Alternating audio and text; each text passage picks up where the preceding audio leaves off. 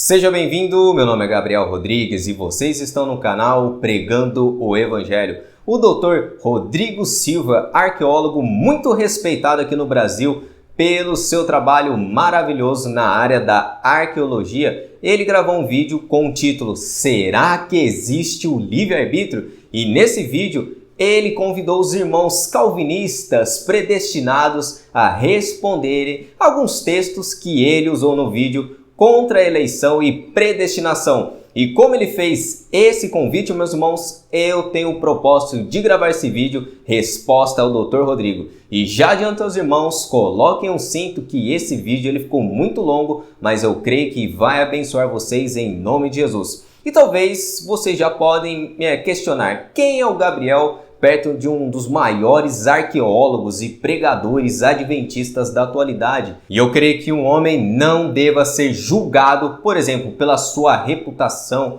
pela fama, mas sim pela sua fidelidade à palavra de Deus, o seu testemunho. E os pastores da igreja aonde eu congrego aqui em Campinas, na Igreja Batista, eles conhecem muito bem o meu testemunho, o meu casamento, e a verdade da palavra de Deus, ela prevalece não através do nosso currículo, da nossa reputação, mas sim quando somos fiéis à sua palavra. E nesse vídeo eu também queria esclarecer aos irmãos que eu particularmente não gosto de me auto-intitular, por exemplo, como um calvinista, mas sim como um cristão. Eu penso como Charles Spurgeon, que era um dos maiores defensores das doutrinas da graça, que são 5 pontos do calvinismo. E ele disse essas palavras em um sermão intitulado Uma Defesa ao Calvinismo. Confira comigo. Ninguém crê mais nas doutrinas da graça do que eu. E se alguém me perguntar se tenho vergonha de ser chamado de calvinista, eu responderia que gostaria de ser conhecido por nada mais do que um cristão. E nesse vídeo resposta eu vou cortar os trechos do vídeo do Dr. Rodrigo Silva para ficar mais fácil para vocês acompanharem a fala dele primeiro e depois as minhas respostas. Espero também que ele não me dê strike utilizando trechos do vídeo dele. E se vocês quiserem acompanhar diretamente também o vídeo completo no canal dele, vai estar disponível aqui na descrição e as objeções dele começarão aos 20 minutos e 45 segundos no vídeo e o vídeo completo, se eu não me engano, deve ter 55 minutos. Vamos agora ao primeiro trecho da objeção do Rodrigo Silva. Em primeiro lugar, tem uma posição que alguns colocam aí, mas livre-arbítrio é uma palavra que nem está na Bíblia. Bom, isso é verdade, a palavra livre-arbítrio não está na Bíblia, mas na Bíblia também não existe a palavra milênio, não existe a palavra trindade, não existe a palavra cristianismo, não existe a palavra adventismo, não existe a palavra metodismo, não existe a palavra pastora, né? Então, quer dizer, tem um monte de palavras que não estão na Bíblia. A palavra escatologia não está na Bíblia, como eu falei, a palavra trindade não está na Bíblia. Então, não é pelo fato de uma palavra não estar na Bíblia que significa que ela não seja bíblica. Às vezes o termo não está na Bíblia Sagrada, mas o conceito dele está ali. Então, esse é o ponto, tá certo? Então, para mim, dizer que livre-arbítrio nem está na Bíblia, não é bem assim. O conceito do livre-arbítrio está na Bíblia, mesmo que o termo livre-arbítrio, esse binômio, não esteja necessariamente ali, tá bom? Agora vamos começar então definindo as questões. Eu quero apenas deixar claro para vocês, meus queridos, que são dezenas e dezenas de passagens que dialogam com essa temática. Eu vou ler várias para vocês aqui, mas é lógico que eu não conseguirei, num vídeo que talvez vai ficar com um pouco mais de 30 minutos aqui, esgotar todos os termos bíblicos alusivos a isso. Então eu vou colocar os principais e algumas chaves hermenêuticas que nos ajudarão a compreender aqueles que talvez porventura eu não citá-los aqui, tá bom? Então vamos começar. Primeiro vamos definir os conceitos. O que é livre-arbítrio? Bom, livre-arbítrio é uma livre escolha. Mas eu achei interessante que alguém colocou esses dias na internet uma posição, veja bem, que no dicionário diz assim, uma livre escolha isenta de condição. Peraí, calma. Livre escolha isenta de condição não é a mesma coisa de livre escolha incondicional. A palavra escolher é uma palavra que nós devemos também entender a etimologia dela. Escolher vem do latim excolligere, quer dizer, tirar de uma coletânea. Por que eu estou trazendo a etimologia da palavra? Tirar de uma coletânea. Excolligere, tirar de uma coletânea. Porque o próprio fato de escolher já demonstra que, ao contrário do que alguns colocam aí, a escolha não é algo incondicional. É porque eles pegaram aquela questão de dicionário lá, né? Livre-arbítrio é o direito de escolha sem condições, isento de condições. Só que esse isento de condições que o dicionário está dizendo é o seguinte: se você escolhe porque você é obrigado a escolher aquela cor vermelha e não a azul, você não está tendo um livre-arbítrio. O livre-arbítrio é quando você se torna o juiz naquela situação. A palavra livre-arbítrio, aliás, no latim, né? Árbitro, que significa juiz, testemunha, aquele que decide entre duas situações. Então, o livre-arbítrio é quando você pode decidir entre duas situações. Não significa que você pode decidir incontestamente qualquer coisa. Este não é um ensino bíblico, que você pode escolher incondicionalmente qualquer coisa, muito menos é o sentido que a palavra livre-arbítrio e escolha tem na sua raiz. Eu vou dar um exemplo para você. O próprio fato de você entrar no supermercado e escolher se você quer comprar o sabão em pó da marca A ou B, já é uma delimitação. Você não pode comprar qualquer sabão em pó. Ali só há a marca A e B. Você precisa do sabão em pó. Então você vai escolher entre o A e o B, somente isso. Então o livre-arbítrio não significa uma escolha sem limites, que eu posso escolher qualquer coisa, não é por aí. E antes de analisarmos a primeira fala do Dr. Rodrigo Silva, meus irmãos, eu quero ressaltar que o erro principal e uma má compreensão das doutrinas da graça começam com uma má compreensão da doutrina da queda. Isso é muito importante. Na teologia reformada, ela é conhecida como depravação total. O que realmente aconteceu, por exemplo, com o homem depois da queda é o ponto principal, é a chave para construirmos a nossa teologia e chegarmos à conclusão se o homem é realmente livre ou não. E se você ler qualquer livro, quer seja de um escritor calvinista, arminiano, todos unanimemente eles concordam que Adão e Eva, eles tinham livre-arbítrio. E Deus disse a eles lá no Éden que no dia que eles comerem do fruto que ele proibiu, certamente eles morreriam. E essa é a morte espiritual que nós devemos entender segundo as Escrituras. E nós devemos fazer a seguinte pergunta: o que aconteceu com cada ser humano após a queda no Éden? As Escrituras, desde Gênesis até Apocalipse, descreve um estado da humanidade terrível após a queda. Nós encontramos em Gênesis, no capítulo 6, que todo o desígnio do coração do homem era continuamente mau e Deus enviou o dilúvio. Nós encontramos também na boca do profeta Davi, no Salmo 51, que desde a sua concepção como criança, ele já era um pecador. Jeremias, ele fala que o coração do homem é enganoso. Ezequiel menciona que nós temos um coração de pedra e nós precisamos que Deus mude o nosso coração para um coração de carne, como uma metáfora da regeneração do Espírito Santo. E o nosso Senhor Jesus, ele disse essas palavras registradas no Evangelho. Em verdade vos digo, todo que comete pecado é escravo do pecado. E a palavra em grego, poiel armatia, traduzida como comete pecado, está no tempo presente e denota um estado contínuo de uma pessoa pecando sem arrependimento, ou seja, quem vive continuamente pecando é escravo do pecado.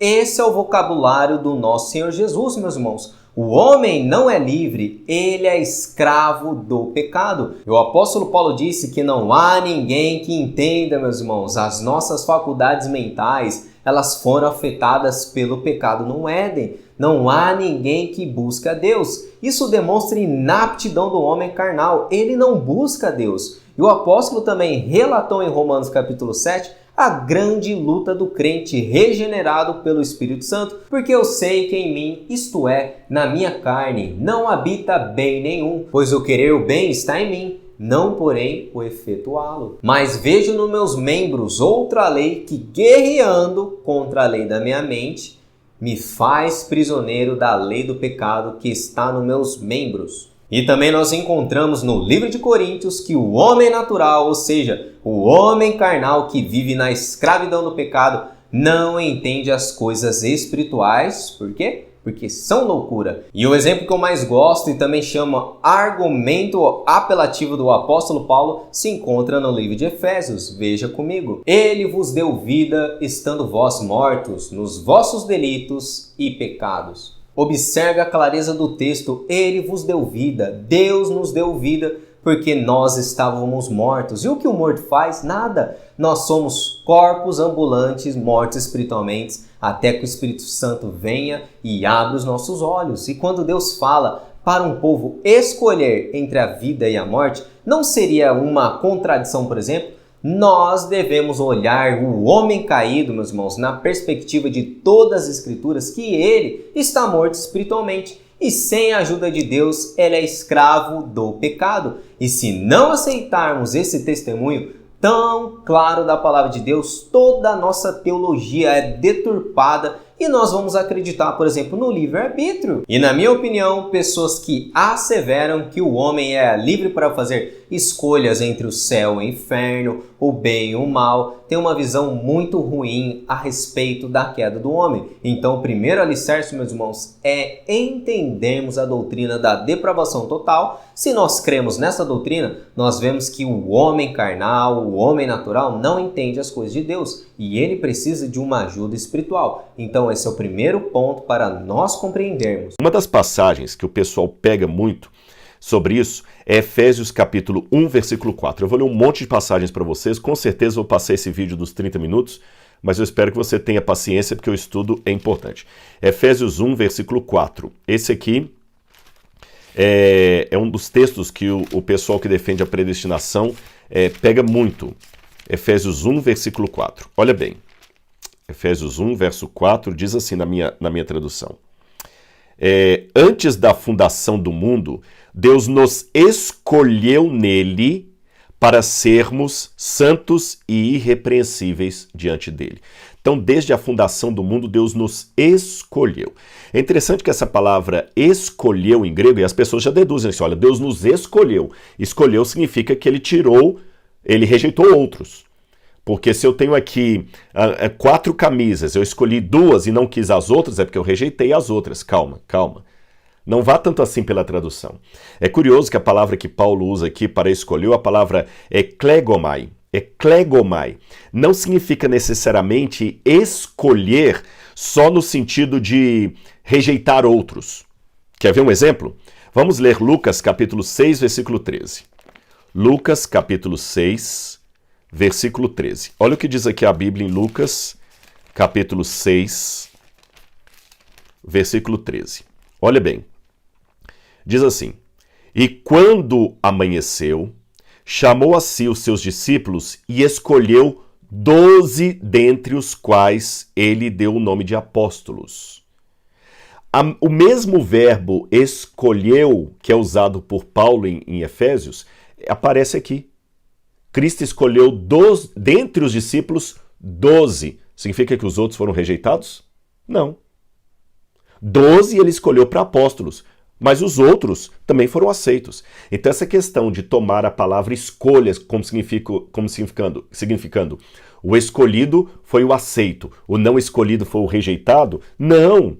Deus não rejeitou os demais. Os demais também eram discípulos de Deus. Então aqui Deus escolheu para uma vocação específica. Quer ver outra prova de que escolheu na Bíblia nem sempre significa eleger entre 2 ou mais elementos? Vamos abrir em Lucas capítulo 9, verso 35.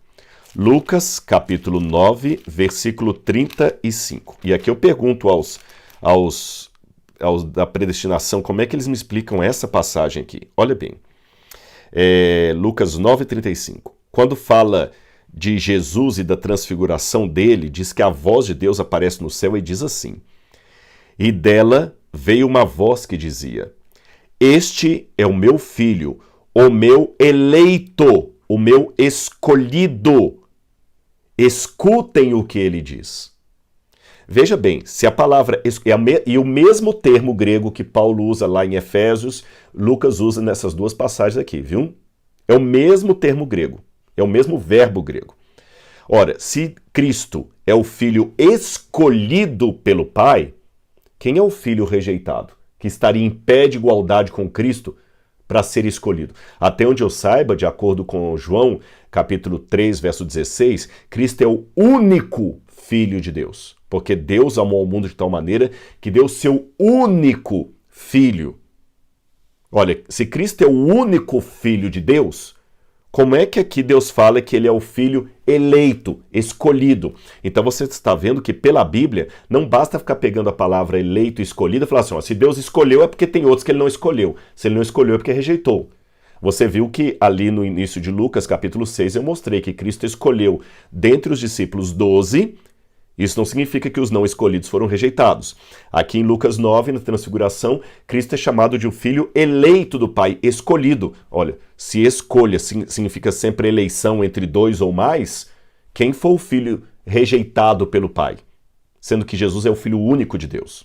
O Rodrigo Silva ele diz que nós não devemos ir assim pela tradução. Mas o que Paulo está dizendo exatamente nesse texto? E agora pega a sua Bíblia e analise comigo essa passagem de Efésios capítulo 1, que está descrevendo o plano de Deus, a salvação em 3 termos. O passado, que é a eleição antes da fundação do mundo, nos versos 3 ao 6. No presente, que é a redenção, nos versos 6 ao 11. E o futuro, que é a glorificação, do verso 12 ao 14. E Paulo já começa louvando a Deus pelo ato redentor e eletivo do Pai. Bendito Deus Pai do nosso Senhor Jesus Cristo. E observe que a doutrina da eleição escrita pela pena do apóstolo Paulo e também de seus lábios, creio eu, era motivo de bem dizer a Deus pela tamanha soberania e graça que nos foi outorgada antes da fundação do mundo.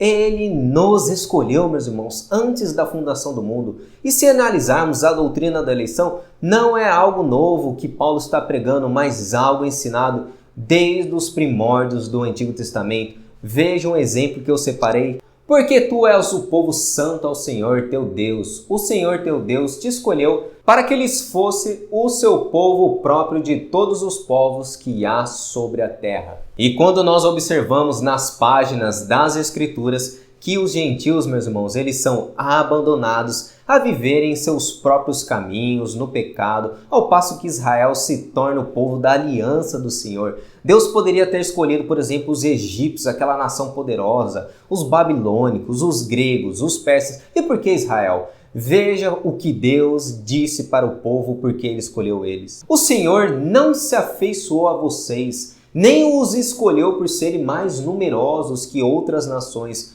pois vocês eram a menor de todas as nações. Antes foi simplesmente porque o Senhor os amou e foi fiel ao juramento que fez aos seus antepassados. E analisando esse texto, seria Deus um tirano então? Porque ele deixou todos os outros povos debaixo da ignorância da sua lei e também debaixo da condenação eterna, e ele quis se revelar somente a Israel no passado? Seria isso tirania ou soberania de Deus? Deus é Deus e ele faz o que ele quer e ele se revela para quem ele quer. E para nós, seres humanos egocêntricos, que pensamos que nós somos autossuficientes, a soberania de Deus nos humilha e nos leva diretamente ao pó. E o texto de Efésios é bem claro a respeito da eleição de Deus. Deus nos escolheu antes da fundação do mundo. Nós não podemos pegar uma palavra em grego e não interpretar o texto por completo.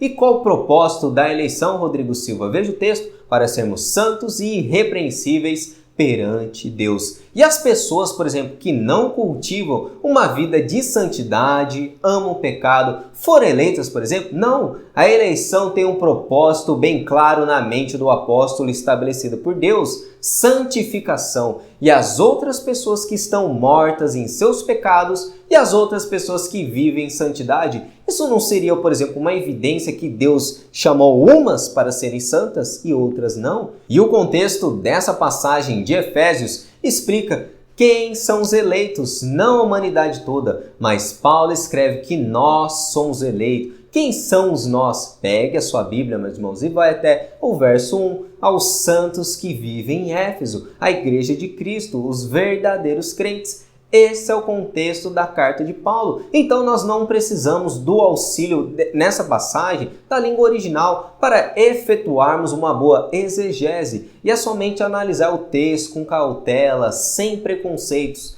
Deus nos elegeu antes da fundação do mundo para sermos santos. E quem não anda em santidade não é eleito de Deus. A santificação é um sinal da eleição na vida do cristão. Você quer saber se Deus te elegeu? Veja como você cresce e anda em santidade na vida cristã. Se você não anda em santidade, então tome muito cuidado se você se considera um eleito, pois você pode estar sendo enganado por Satanás e está muito equivocado. E vocês observaram que não precisamos da língua original para entender o sentido básico dessa passagem. Mas vamos analisar o argumento do Dr. Rodrigo Silva a respeito da língua original. A palavra grego desse texto é klegomai, ela aparece 19 vezes em todo o Novo Testamento. Porém, o Rodrigo ele está diante de uma variante textual. E o que seria essa variante textual? Vocês podem me questionar. Um texto da cópia, meus irmãos, das Escrituras que está diferente de outras cópias. Pois em muitos manuscritos não está filho eleito de Deus, mas filho amado de Deus. E nesse trecho o Rodrigo ele faz o desafio. Como os da predestinação me explicam essa passagem? Então vamos lá, Rodrigo. O texto de Lucas é esse, meus irmãos. Vamos ler. E dela veio uma voz dizendo: Este é o meu filho eleito. Como eu disse, em muitos textos, filho amado. A ele ouvir. E precisamos inicialmente corrigir o que o Dr. Rodrigo Silva disse, mencionando que o mesmo texto usado por Paulo é klegomai em grego, é o mesmo usado por Lucas. E não é. Se vocês, por exemplo, tiverem assistindo esse estudo e a sua Bíblia for Almeida, Revista Atualizada, confira o texto na sua Bíblia. E se for, por exemplo, na versão transformadora, baseada na tradução grega, que é muito conhecida nos seminários, que é a Nestle Aland, é baseado nos melhores manuscritos. Então você verá uma nota de rodapé dizendo assim: em muitos manuscritos está escrito filho amado e não eleito. E isso é uma variante textual. E essa variante se harmoniza muito melhor com os outros textos dos evangelhos que são mais antigos que esse. Veja um exemplo do texto mais antigo de Marcos. Então foi ouvida uma voz dos céus: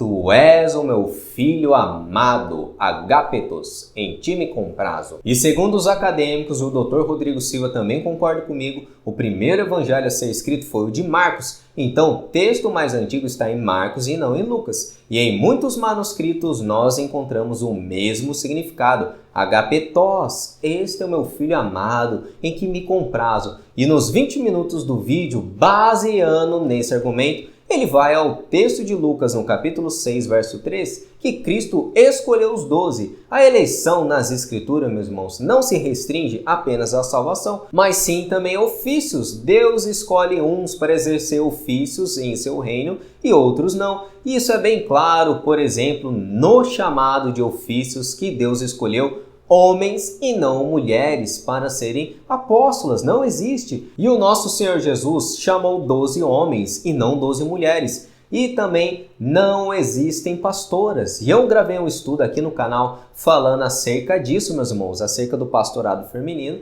E ele vai aparecer aqui na descrição do vídeo. Veja agora comigo um texto muito claro a respeito do chamado dos ofícios no reino de Deus. E ele designou alguns para apóstolos, outros para profetas, outros para evangelistas, outros para pastores e mestres. E será que todos são apóstolos, todos são profetas, todos são evangelistas, todos são pastores ou arqueólogos, Rodrigo Silva? De maneira nenhuma. Isso se chama eleição divina para exercer ofícios na igreja. E porque Deus dá, por exemplo, talentos diferentes para cada pessoa? Paulo responde isso. Eles são responsáveis por preparar o povo santo para realizar sua obra e edificar o corpo de Cristo. E os apóstolos foram comissionados por Cristo e eleitos para lançarem os alicerces, os fundamentos da igreja, como representantes direto do Deus vivo,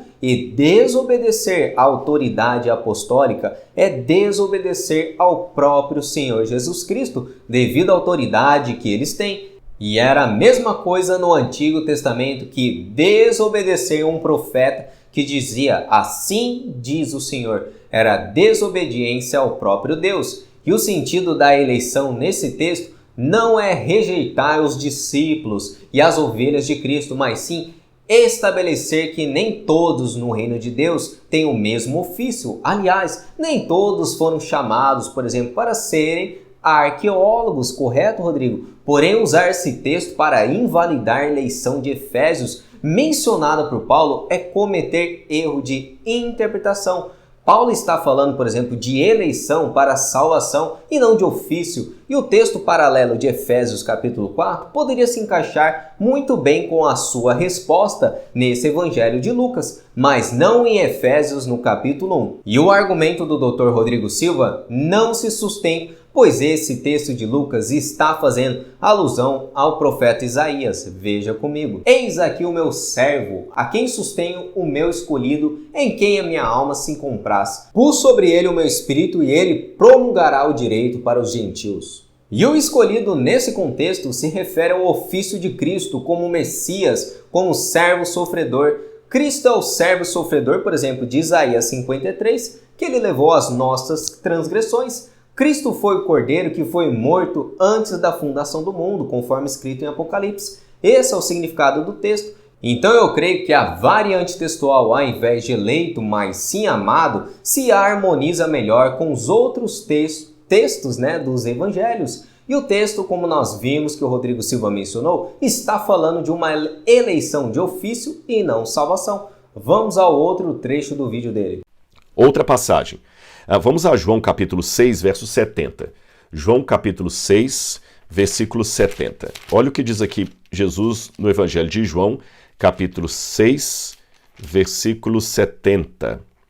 Deixa-me ver se eu acho aqui. Olha o que Jesus fala o seguinte. Então Jesus lhes disse, não é fato que eu escolhi, é o mesmo verbo grego que Paulo usa, que Lucas usa, não é fato que eu escolhi vocês os 12. Mas espera aí. Se o eleito, se o escolhido é o que vai ser salvo, como é que eu explico o final? Mais um de vocês é do diabo. Então veja bem, pela primeira parte do verso, Judas foi eleito, mas ele se entregou a Satanás. Se Judas foi eleito, por que ele não foi salvo? Jesus não falou, eu escolhi apenas 11 de vocês, não. Não é fato que eu escolhi, elegi, é o mesmo termo que os defensores da predestinação usam para falar da escolha de Deus. Não é fato que eu escolhi vocês os 12, então ele escolheu os 12, inclusive Judas. Mas se Judas era eleito, como é que ele perdeu a salvação depois traindo a Cristo? Sendo que quem é eleito não perde a salvação, segundo a doutrina da predestinação. Então, meus queridos, essas questões para mim mostram que a predestinação, com todo respeito àqueles que a defendem, ela não faz sentido. E não só não faz sentido, ela também ela coloca um detalhe do caráter de Deus para mim muito perigoso, que eu vou falar no final desse vídeo. E agora, nesse trecho do vídeo, ele continua no mesmo erro, pois o texto ele está falando de ofício, como nós vimos anteriormente. Judas, por exemplo, meus irmãos, recebeu um grande privilégio, um ofício vindo diretamente de Deus, porém ele nunca foi realmente um crente genuíno. E como o Rodrigo Silva mencionou, Calvino e citou inúmeras vezes no vídeo dele, eu queria compartilhar o comentário de Calvino respondendo essa passagem. Veja comigo. Quando Cristo disse que havia escolhido o eleito 12, sua referência não é o decreto eterno de Deus, pois é impossível que algum dos que foram predestinados à vida apostatem, mas tendo sido escolhidos para o ofício apostólico, eles devem ter excedido aos demais em piedade e santidade.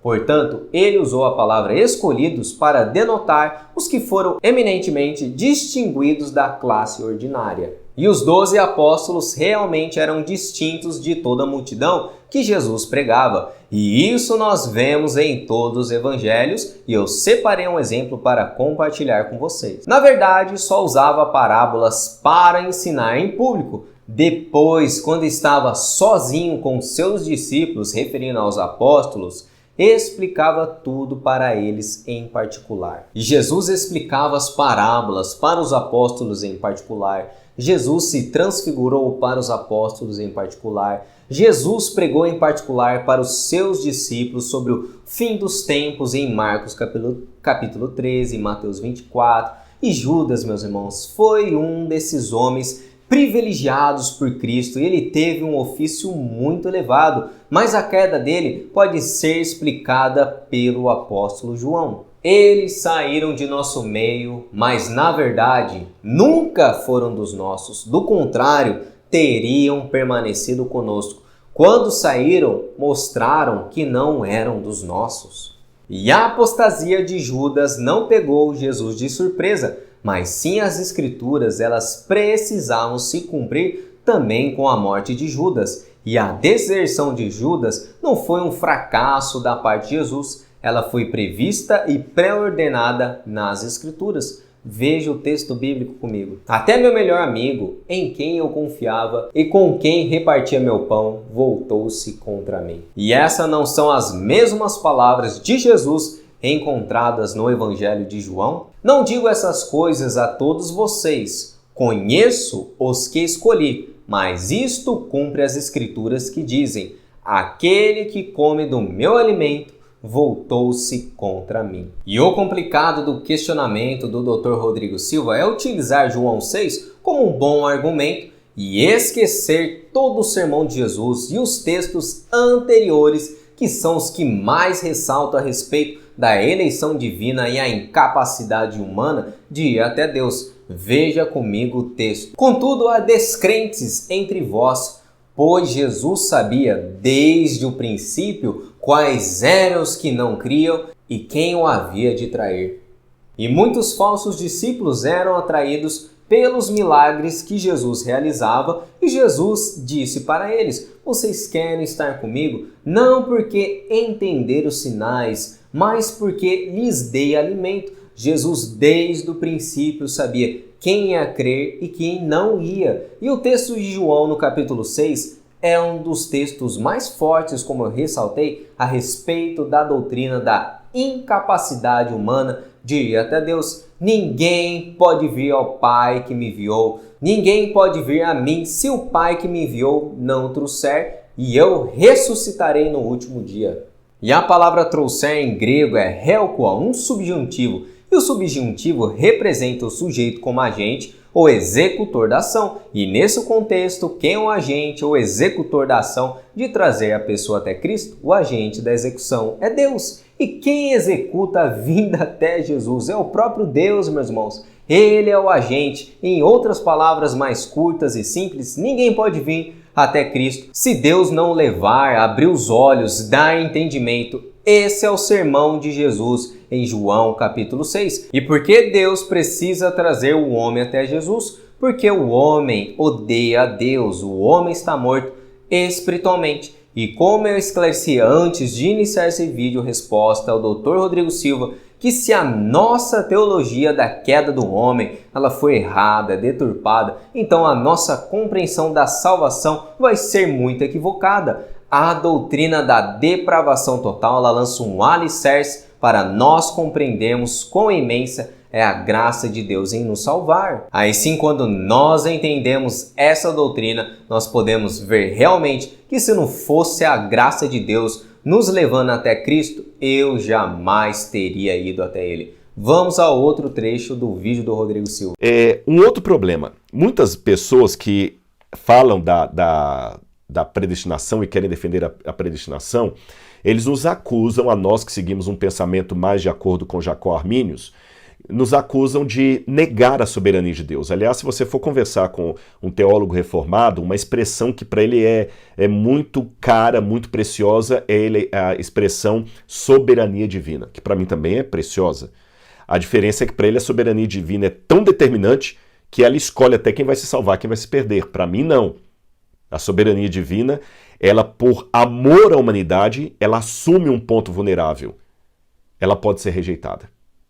Lembrando que, aquilo que eu falei no início, esse meu livre-arbítrio de aceitar ou rejeitar a salvação não significa uma licença para fazer qualquer coisa indistintamente. Eu só tenho duas escolhas. A Bíblia fala, hoje está o caminho que te proponho, o caminho da vida e o caminho da morte. Escolhe, pois, a vida para que vivas. Esse texto bíblico, escolhe, pois, a vida para que vivas, para mim fica sendo uma mentira de Deus, se no final das contas quem escolhe é Ele. Eis que te propõe dois caminhos. Escolhe, pois, a vida. E também não é o caso, como alguns deturpam a ideia arminiana. Por exemplo, eu tenho um texto aqui que foi publicado há pouco tempo no site Monergismo, que diz assim, olha, para muitos cristãos professos, pensam que tal visão é democrática ou... vou ler de novo. Ele está falando aqui da palavra escolher, uma das palavras gregas que Paulo usa ali, não é? É xelexato. E ele fala que muitos cristãos, muitas igrejas evangélicas, têm evitado ou redefinido essa palavra, porque se Deus escolheu alguns, isto é, alguns em Cristo, então, por implicação lógica, outros não foram eleitos. Isto é, eles foram abandonados por Deus para perecerem seus pecados, porque muitos cristãos professos não pensam que tal visão é democrática ou justa. Eles viram essa passagem de cabeça para baixo e ensinam que Deus escolhe somente os homens que primeiro o escolheram. Não é nada disso. Não é nada disso. Não é questão que Deus escolheu aqueles que primeiro o escolheram. Não. Jesus fala, não foi vocês que me amaram primeiro a mim, eu que amei primeiro a vós, eu que vim a vós, que escolhi a vós. A questão para mim é que Deus, na sua onisciência, escolheu todos para a salvação. Eu vou mostrar isso aqui na Bíblia. A vontade de Deus é que todos fossem salvos. Aí alguns vão falar assim, não, mentira sua. Você tem que pontuar a soberania de Deus. Se um homem se perde, mesmo crendo que Deus o salve, olha o que diz o argumento calvinista. Se um homem se perde, mesmo Deus querendo que ele fosse salvo, a vontade desse homem é soberana sobre a vontade de Deus. Isso é pecado, é heresia. Então, para enfatizar a soberania divina, eles dizem que é Deus que escolhe. Nunca pode ser o indivíduo. Porém, como é que você ficaria com esses textos aqui? Veja bem o que diz 2 Pedro capítulo 3, versículo 9. O Senhor não retarda a sua promessa, ainda que a muitos a julguem demorada. Pelo contrário, Ele é paciente para com vocês, não querendo que ninguém pereça, mas que todos cheguem ao arrependimento. Então agora eu faço uma pergunta para quem enfatiza tanto a soberania divina. A Bíblia fala que a soberania, que o desejo de Deus é que ninguém se perca, mas que todos cheguem ao arrependimento. Se mesmo o defensor da teologia de Calvino admite que muitos não vão se salvar, ele está admitindo, com base em 2 Pedro capítulo 3, versículo 9, que a vontade de Deus pode ser frustrada. A soberania de Deus pode ser frustrada. Porque se a soberania de Deus fosse uma imposição goela abaixo da vontade de Deus, então ninguém se perderia. Aí eu vou concordar com os espíritas, que no final das contas você vai reencarnando até um dia você alcançar a luz, porque Deus não quer que ninguém se perca. Quer ver outra passagem? 1 Timóteo capítulo 2, versículo 4. 1 Timóteo capítulo 2, versículo 4. Perdão. Timóteo. Efésios, Gálatas, Efésios, Tito, Filemão, Hebreus e Tiago. Tá aqui, ó. 1 Timóteo, capítulo 2, 1 Timóteo, capítulo 2, versículo 4. Isso mesmo. Olha o que diz aqui a Bíblia. Desculpa, estava em Tessalonicenses, gente. 1 Timóteo 2, versículo 4. Vamos ler aqui com calma. Diz aqui, olha. Deus, eu vou ler o 3 também. Isso é bom e aceitável diante de Deus, nosso Salvador, que deseja que todos sejam salvos e cheguem ao pleno conhecimento da verdade. Tá bem? E fala que Cristo deu a si mesmo em resgate por todos. Aí é que eu começo a fazer uma pergunta sobre a soberania de Deus. Se Deus deu a Cristo em resgate por todos, e Deus deseja, de acordo com 1 Timóteo 2,4 e 2 Pedro 3, verso 9, que todos sejam salvos, então por que alguns se perdem? E se você disser que é Deus que escolhe quem vai se salvar, quem vai se perder, aí então você está dizendo que Pedro e Paulo estão mentirosos, porque eles disseram que Deus quer que todos se salvem. Mas Calvino diz que Deus quer que alguns se salvem. Eles até usam uma analogia, Deus não é obrigado a salvar a todos, e eu concordo, Deus não é obrigado a salvar a todos. E eles começam até a comparar. É como um casal que chega num orfanato e tem várias crianças órfãs ali, mas eles adotam apenas um e deixam os outros para lá. Gente, essa visão de Deus para mim é tão perigosa, tão perigosa. Além de perigosa, ela é antibíblica. Porque Paulo e Pedro deixam bem claro aqui que Deus quer que todos se salvem. Se nem todos foram salvos, então eu tenho duas explicações. Ou Deus é bipolar, porque uma hora ele quer que todos se salvem, outra hora ele quer apenas que alguns se salvem, outros não. Ou seja, é o Deus bipolar. Porque o Deus de Calvino escolheu uns para serem salvos, outros não. O Deus de Pedro e Paulo quer que todos se salvem. Então, com qual dos dois eu fico? Ou é um Deus bipolar, que a hora ele navega na confissão de Westminster, embora Westminster, depois que vai fazer um credo lá sobre o arminianismo, em Westminster eles não vão tocar tanto nesse assunto, ou ele vai ficar um Deus que deseja que todos sejam salvos. Segunda conclusão disso aqui. Se Deus quer que todos sejam salvos, mas nem todos vão ser salvos, eu descubro que realmente a vontade de Deus pode ser frustrada. Esse é o paradoxo da graça. Deus é irresistível, mas ele pode ser resistido. Ele não obriga. Para mim, essa visão calvinista da soberania de Deus estaria mais para a ditadura divina do que soberania divina. E vocês escutaram bem as palavras do Dr. Rodrigo Silva. Deus pode ser frustrado, Deus é bipolar, Deus é tirano. Essas são as conclusões dele a respeito dessa doutrina. E se vocês puderem analisar todo o vídeo dele, inúmeras vezes ele expõe a aversão à doutrina da soberania de Deus e até chega a mencionar que Deus não é soberano, mas sim o tirano. João Calvino, por exemplo, que é frequentemente considerado, por exemplo, o principal defensor da doutrina de predestinação, mas veja, erroneamente, pois desde antes de Agostinho, a doutrina da predestinação já era pregada na igreja primitiva e saiu da boca de Jesus e da pena dos apóstolos. O que os reformadores fizeram foi esclarecer melhor todas as doutrinas para o povo comum. E Calvino ressaltou que essa doutrina é tão misteriosa que ela precisa ser tratada com muito cuidado e humildade, porque pode facilmente ser distorcida ao ponto de obscurecer a integridade de Deus se abordada de maneira equivocada, da mesma maneira que o Rodrigo Silva abordou nesse vídeo. E essa doutrina compreendida erroneamente pode fazer que Deus pareça um tirano que brinca com as suas criaturas, que lança os dados, por assim dizer, com respeito à nossa salvação. E nesse trecho que eu separei, Rodrigo, meus irmãos, ele mencionou que Deus escolheu todos também para a salvação. E eu creio que ele cometeu, por exemplo, um equívoco ao se expressar. Eu prefiro crer assim. Eu não acho, por exemplo, que ele seja universalista. Porém, eu creio que ele se expressou mal, mas ele disse exatamente isso. Pois Deus, na sua onisciência, escolheu todos para a salvação. Isso é universalismo, isso é heresia. Porém, eu creio que ele se expressou mal, meus irmãos. E ele também disse que um argumento calvinista, assim,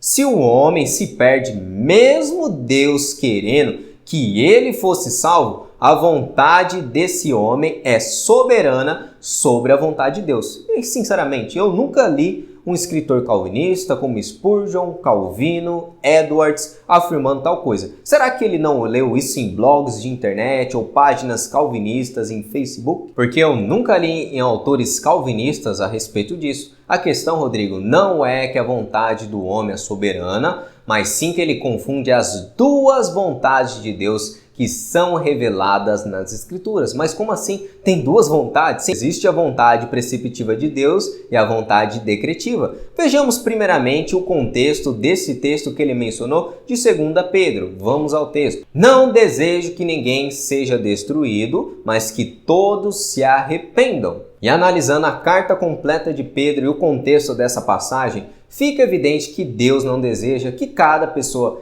individualmente seja salva, porque muitos vão perecer, muitos vão ser condenados.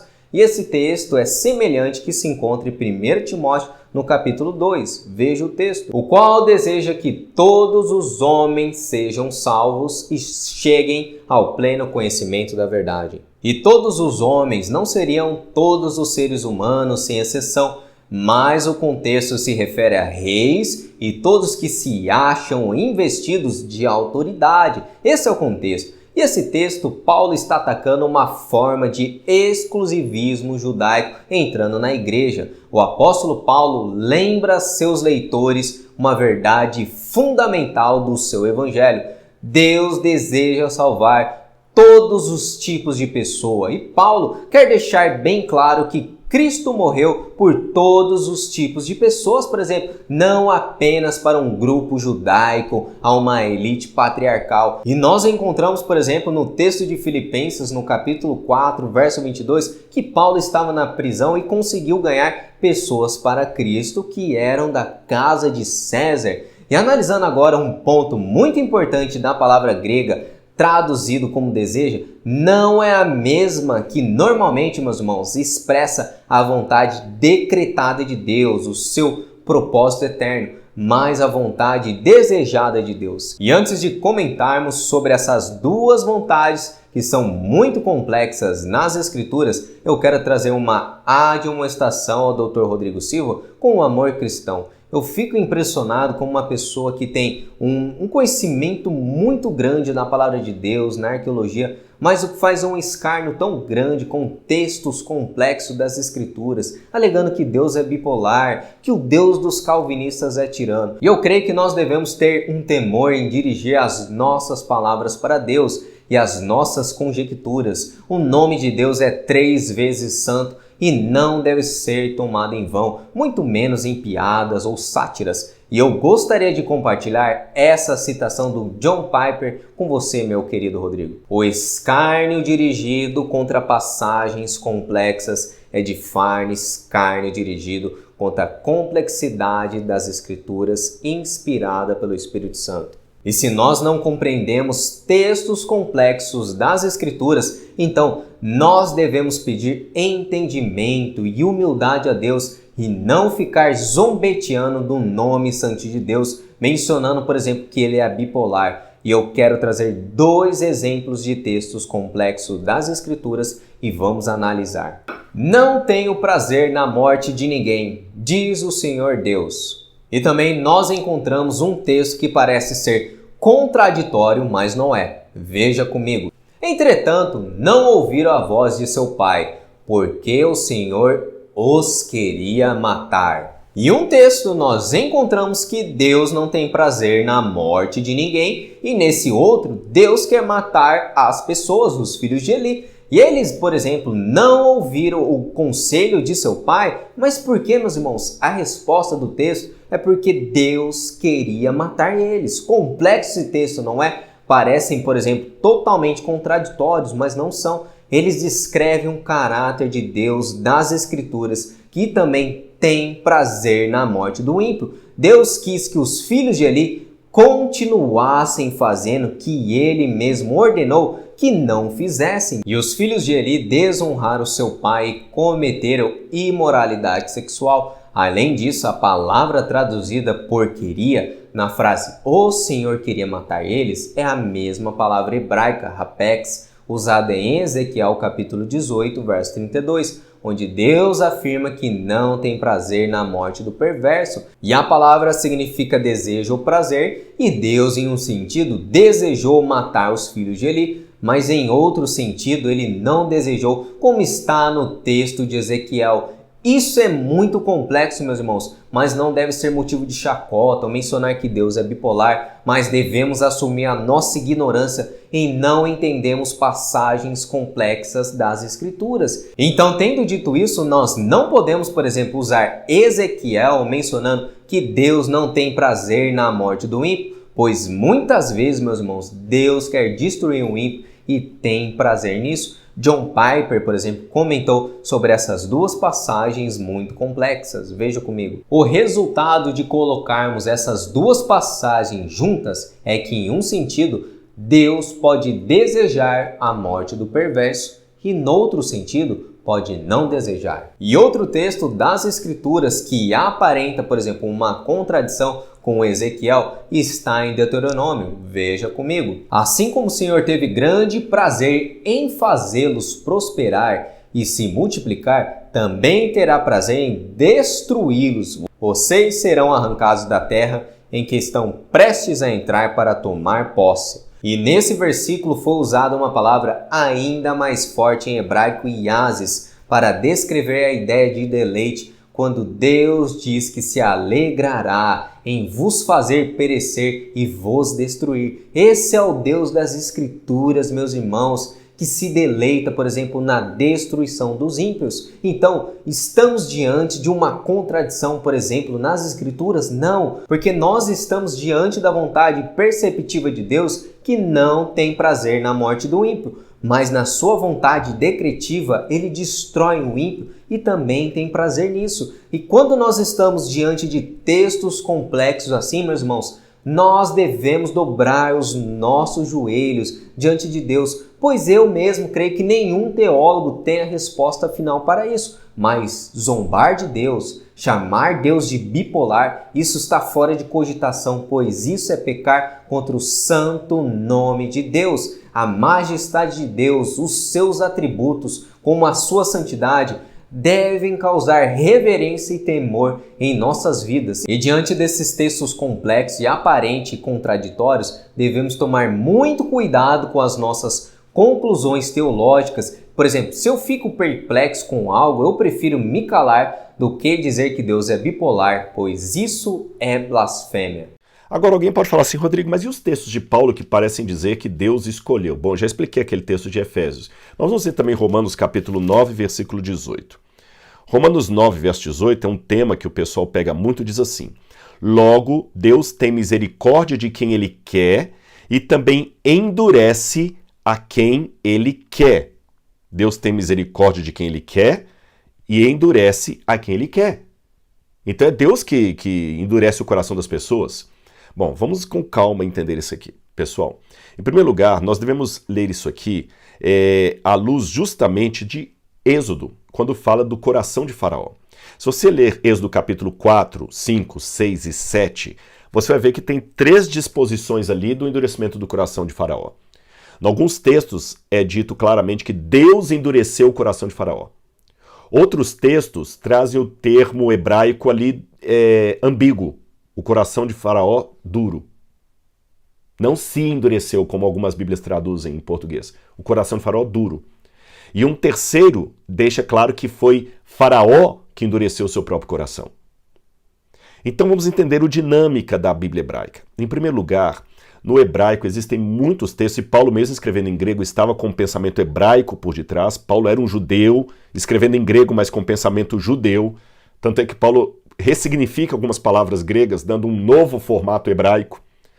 Então, na mentalidade hebraica, uma das formas mais correntes de você mostrar a não interferência no ato é colocando o sujeito como responsável por aquilo. Por exemplo, se você olhar no original hebraico, quando fala que aquelas babás, aquelas parteiras, melhor dizendo, impediram que os garotos hebreus fossem mortos, no hebraico está assim, que elas fizeram viver os meninos.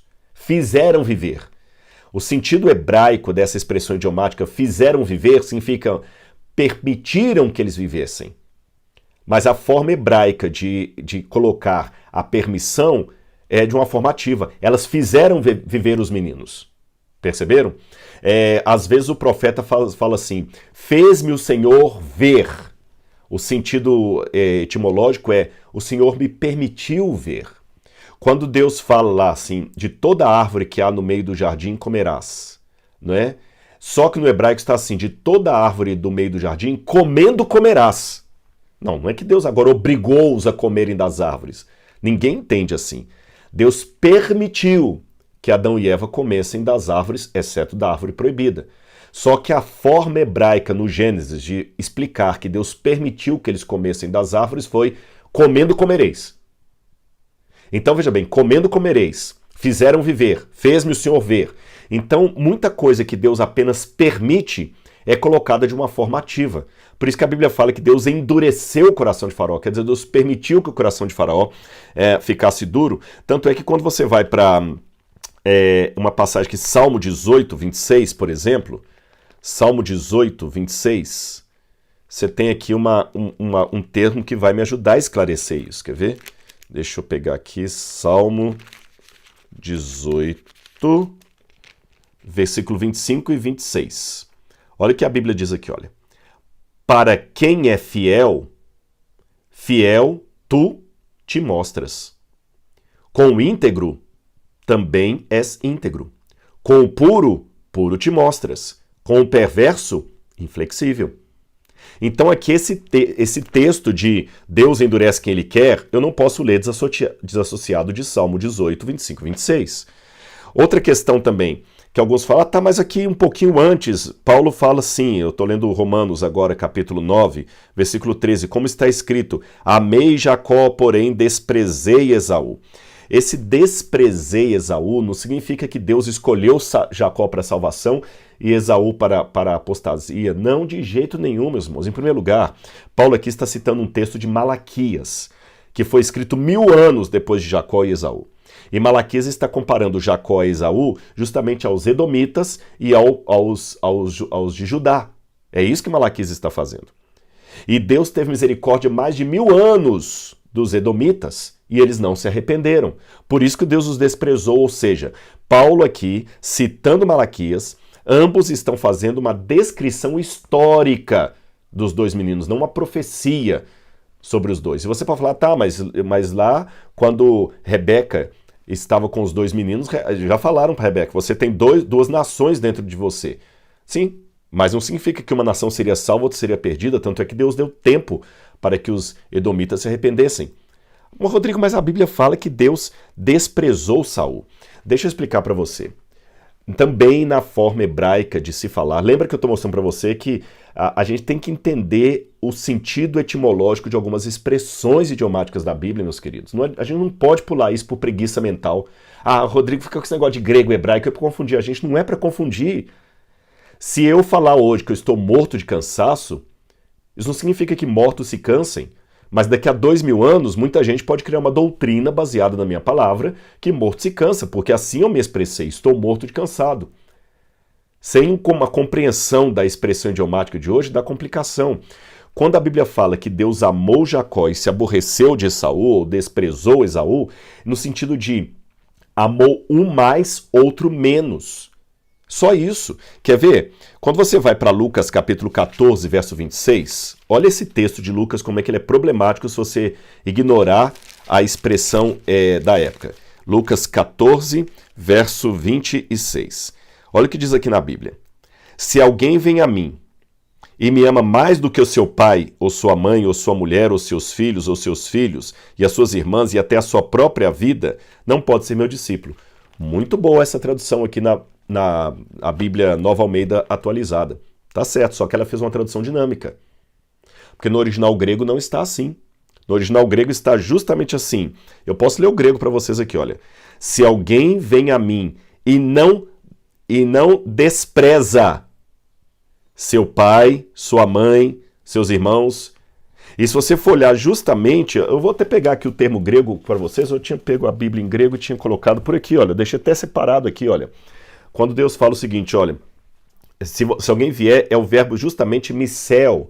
Missel é desprezar, odiar. Ele fala aqui, ó, tisro ergetai pros me. Se alguém vier a mim, kai u missei ton patera. Se alguém vier a mim e não odiar o seu pai, reu tu, o pai dele, Kai te metera, e não odiar a sua mãe. Kai tes ginaika, kai ten ginaika, e não odiar os seus filhos, e não odiar a própria vida. Curioso. Então quer dizer que para ir a Deus eu tenho que odiar meu pai e minha mãe, porque é isso que está escrito aqui. E o verbo missel aqui é o mesmo verbo que aparece aqui em Romanos capítulo 9, quando diz que Deus amou Jacó e desprezou Saul, ou odiou Saul. Ora, em 1 João capítulo 4, verso 20, diz que aquele que diz eu conheço a Deus, mas odeia o seu irmão, é mentiroso. Como é que eu harmonizo agora 1 João 4,20, que fala que eu não posso amar a Deus e odiar meu irmão? Como é que eu harmonizo isso com a ordem de Jesus em Lucas, quando ele fala o seguinte: quem vem a mim e não odeia o seu pai não é digno de mim? Estão vendo a importância de entender o texto dentro do seu contexto? Aqui o que Jesus está querendo dizer é: você ama uma coisa mais do que a outra. Esse é o sentido. Não é que Deus escolheu um para um destino e outro para outro destino. Tá bom? Eu quero deixar isso aqui bem claro para vocês. Se eu falar também em Êxodo, eu já falei com vocês que a palavra lá que Deus fala para endurecimento do coração de Faraó, não significa que Deus endureceu o seu coração. Tá certo? Porque Deus não faz esse tipo de situação. E nesse trecho nós observamos que o Rodrigo Silva, ele quer falar somente da etimologia de uma palavra em hebraico e da palavra, por exemplo, em grego para odiar. Porém, meus irmãos, a exegese do texto bíblico precisa ser aplicado não somente, por exemplo, com a etimologia de uma palavra, mas analisando todo o seu contexto da passagem. E quando eu falo do contexto, é todo o texto do argumento de Paulo em Romanos 9. E se você está ainda com a sua Bíblia, pega ela em mãos ou no seu aplicativo e abra ela e vai até o verso 1 de Romanos. Paulo começou a escrever, meus irmãos, essa seção da sua carta, demonstrando a profunda tristeza no coração e até mesmo desejou ser amaldiçoado por causa dos seus irmãos segundo a carne, que eram os judeus. E Paulo mencionou vários benefícios que os judeus tiveram através das promessas dos patriarcas, das alianças. Porém, apesar de todos esses benefícios, nem todos os judeus de carne eram filhos da promessa, mas somente os filhos da aliança, que eram os verdadeiros judeus. E Paulo vai agora direto ao assunto da sua carta. Veja o texto. Antes de eles nascerem, porém antes mesmo de terem feito qualquer coisa boa ou má, ela recebeu uma mensagem de Deus. E essa mensagem mostra que Deus escolhe as pessoas conforme os propósitos dele e as chama sem levar em conta as obras que praticam. Foi dito a Rebeca: seu filho mais velho servirá a seu filho mais novo, nas palavras das Escrituras. Amei Jacó, mas rejeitei Esaú. E o propósito da eleição já fica evidente quando o irmão mais velho, Esaú, serve o seu irmão mais novo, que é Jacó, invertendo as expectativas culturais que são bem esclarecidas no livro de Gênesis. Malaquias, por exemplo, que escreveu essa declaração 1500 anos depois da morte deles, estava voltando seus olhos, por exemplo, para aqueles dois, as duas nações iniciadas por ele, Israel e Edom. E Rodrigo Silva mencionou que a palavra ódio não seria, por exemplo, um verdadeiro ódio emocional a Esaú e a sua descendência, mas seria apenas que Deus amou menos ele. Será que essa interpretação se sustenta, meus irmãos? E eu gostaria, por exemplo, de compartilhar a interpretação de John Murray em seu livro Comentário Bíblico do livro de Romanos, publicado pela editora Fial, um excelente livro, veja comigo. De imediato, poderíamos suspeitar que no contexto original, concernente aos edomitas, em Malaquias capítulo 1, verso 1 ao 5, a mera ausência do amor ou de favor dificilmente explicava as visitações de julgamento mencionadas. Porém, aborrecia Esaú e fiz dos seus montes uma assolação e dei a sua herança aos chacais do deserto, no verso 3. Eles edificarão, mas eu os destruirei, e Edom será chamado terra de perversidade, povo contra quem o Senhor está irado para sempre, no verso 4. Esses juízos, por certo, subentendendo em desfavor divino, a indignação é o juízo ativo e não meramente a ausência de bênção. Nas Escrituras, a ira de Deus envolve o derramamento ativo do seu desprazer, aquilo que encontramos em Malaquias capítulo 1, do verso 1 ao 5, e é ilustrado por outras passagens do Antigo Testamento, onde o desprazer divino é mencionado e o objeto desse desprazer são pessoas ou coisas. E fica evidente através dos textos do Antigo Testamento que Deus realmente odiou Esaú, e tentar diminuir o significado dessa passagem e o desprazer e ódio de Deus é tentar defender uma visão que Deus não odeia, que Deus é descrito, por exemplo, no livro de Salmos, que Deus odeia todos os arrogantes e Deus odeia os pecadores, meus irmãos, não arrependidos. O ódio de Deus é um atributo e, conforme John Murray comentou no versículo 13, pertence à esfera transcendental da soberania de Deus, para a qual não existe a analogia humana. E Deus escolheu um para a bênção e proteção divina e deixou Esaú para receber o julgamento. E aí que começa o propósito da eleição. E Paulo aplicou a eleição de Deus entre Jacó e Esaú e também expandiu a eleição a duas nações também, uma que Deus ama e a outra que ele rejeita. E também nós observamos nesse texto que Deus, ao escolher Jacó e Esaú, foi antes do nascimento deles, sem qualquer obra praticada. E talvez um judeu da época de Paulo poderia questionar Paulo, mas isso é injusto, Paulo? Ou até muitos arminianos, como Rodrigo Silva, indagando que injustiça é essa? E nós vemos isso nos textos seguintes, que realmente muitos já levantavam esse tipo de objeção a essa doutrina da eleição. Que diremos, pois, a injustiça da parte de Deus? De modo nenhum, pois ele diz a Moisés: terei misericórdia de quem me aprouver ter misericórdia e compadecer-me de quem me aprouver-me ter compaixão.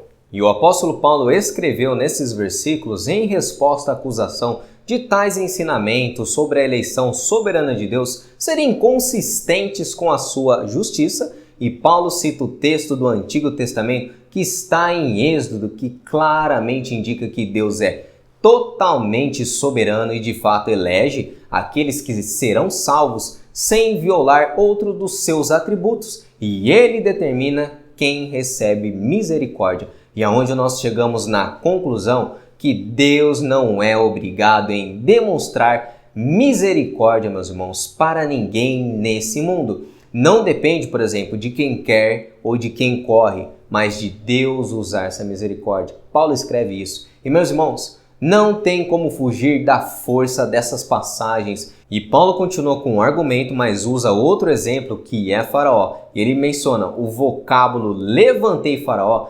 empregado por Paulo, é utilizado no Antigo Testamento grego, meus irmãos, com o sentido, por exemplo, de fazer surgir no cenário da história, tendo em vista um propósito particular por Deus. E Paulo declara algo impressionante a respeito da soberania de Deus, que Faraó só chegou a tal elevada posição pelas mãos de Deus. E eu gravei, por exemplo, um estudo aqui no canal, meus irmãos, sobre a soberania de Deus, sobre as autoridades nesse mundo. E o link vai aparecer aqui em cima nos cards, eu vou deixar também na descrição para vocês assistirem esse estudo que ficou muito bom. E voltando agora ao texto de Romanos, Faraó pensava, por exemplo, que a sua posição e as suas ações eram fruto da sua escolha a fim de alcançar os seus propósitos nesse mundo. Porém, na verdade, ele estava lá para servir aos propósitos de Deus. Foi por isso que Deus levantou esse homem a tal posição lá no Egito,